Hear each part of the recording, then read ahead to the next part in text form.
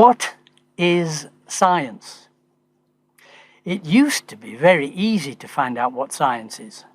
60 years ago, almost all of my science books started with, science is that branch of the search for knowledge which follows the scientific method. Well, that begs the question, what is the scientific method? The scientific method was put forward by Francis Bacon in 1620, and he gave the reason for proposing it that nature carries the stamp of the Creator, whereas man's reason carries the stamp of his own folly. We will have it that all things are as we think they should be. To guard against our thinking things are the way we think they should be, the method is based on observation, measurement, and experiment. It follows 7 distinct steps. So the scientific method is the search for knowledge about any phenomenon or process, and it involves 1, observation and measurement. 2, a search for patterns in the observations and measurements. 3, a proposal of a hypothesis to explain these patterns. 4, design of critical experiments to test the hypothesis. 5, if the experimental results do not support the hypothesis, then a new hypothesis must be sought, which explains both the old and the new observations. And 6, if much experimental evidence supports a hypothesis and none contradicts it, it can be considered a scientific theory. And 7, if any observation contradicts a theory or hypothesis, it must be abandoned. We can see why Dmitri Mendeleev said, "Science begins with measurement." And Albert Einstein said, "What can be measured is science, everything else is speculation."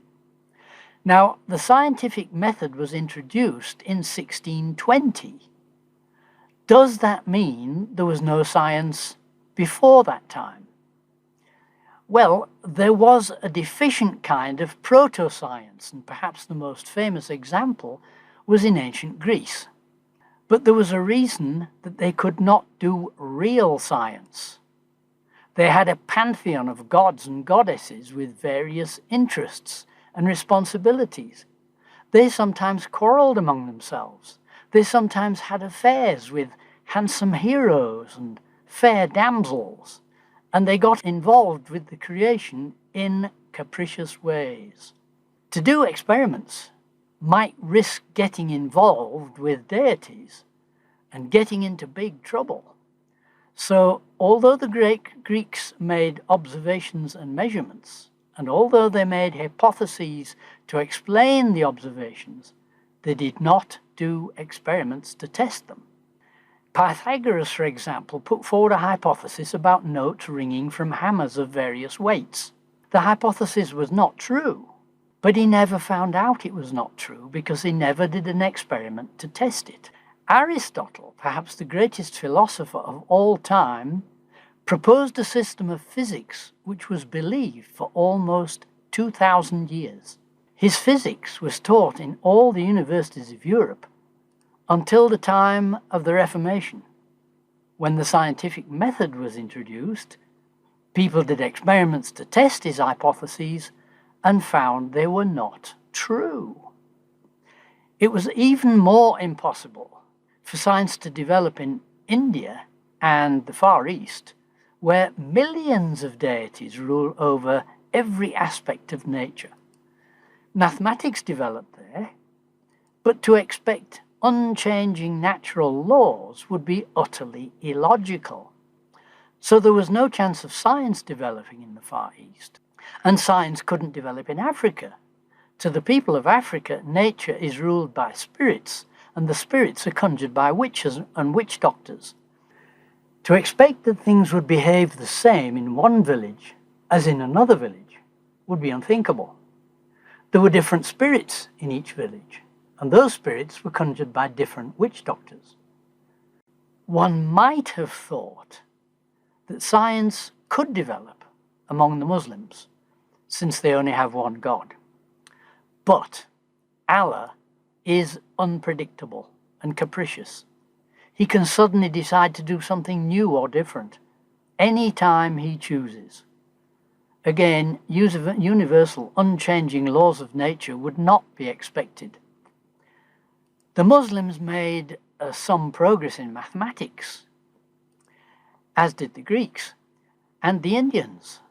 They also preserved Greek proto-science looted from the great library of Alexandria before they burnt it to the ground. But they made very little advance themselves. In fact, it was only under the Judeo-Christian worldview that science could ever come about.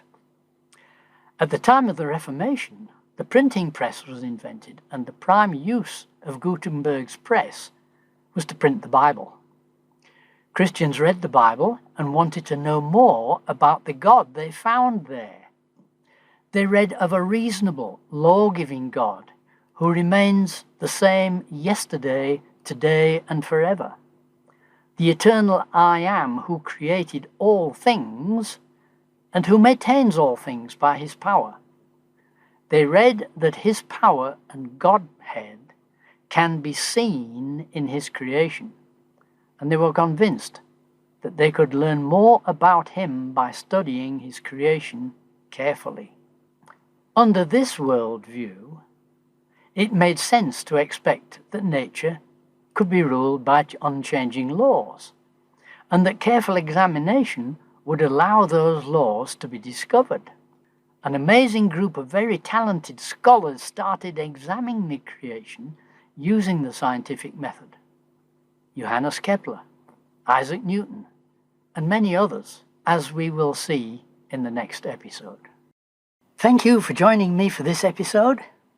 If you enjoyed it, please like, subscribe, and press the bell so that you'll be notified as I release new movies. If you'd like to support this project, you're welcome to do so through Patreon. Find a link on my channel banner and in the description below.